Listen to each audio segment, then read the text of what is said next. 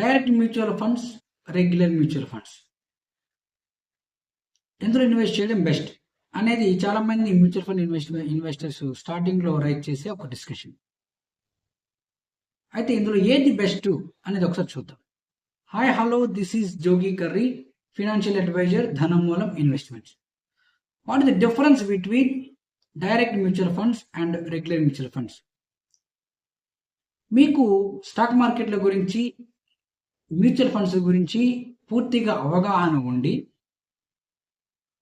Without any guidance మీ అంతటి మీరుగా mutual ఫండ్స్లో ఇన్వెస్ట్ చేసుకోగలిగితే you can go with direct mutual funds.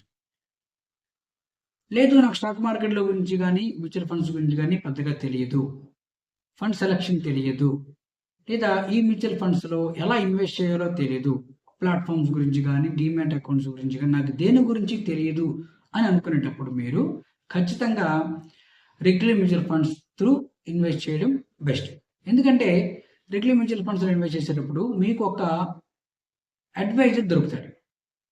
అతని గైడెన్స్లో మీరు ఒక మంచి మ్యూచువల్ ఫండ్లో ఇన్వెస్ట్ చేయడానికి పాసిబిలిటీస్ ఉంటాయి. అంతేకాకుండా మీకు తెలియదు కాబట్టి కంప్లీట్గా ఒక ఎక్స్పర్ట్ గైడెన్స్ ఉంటుంది కాబట్టి మీరు బెస్ట్ ఫండ్లో ఇన్వెస్ట్ చేస్తూ ప్రాపర్ రిటర్న్స్ని తీసుకోగలుగుతారు. అయితే ద మేజర్ డిఫరెన్స్ ఏంటి దానికి దీనికంటే ఎక్స్పెన్స్ రేషియో.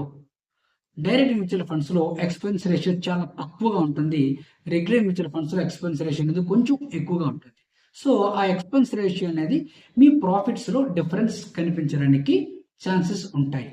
కానీ ఇది ఎవరికి బెనిఫిట్, ఎంతవరకు బెనిఫిట్ అనేది కానీ మాత్రం మనం నెక్స్ట్ వీడియోలో చూద్దాం.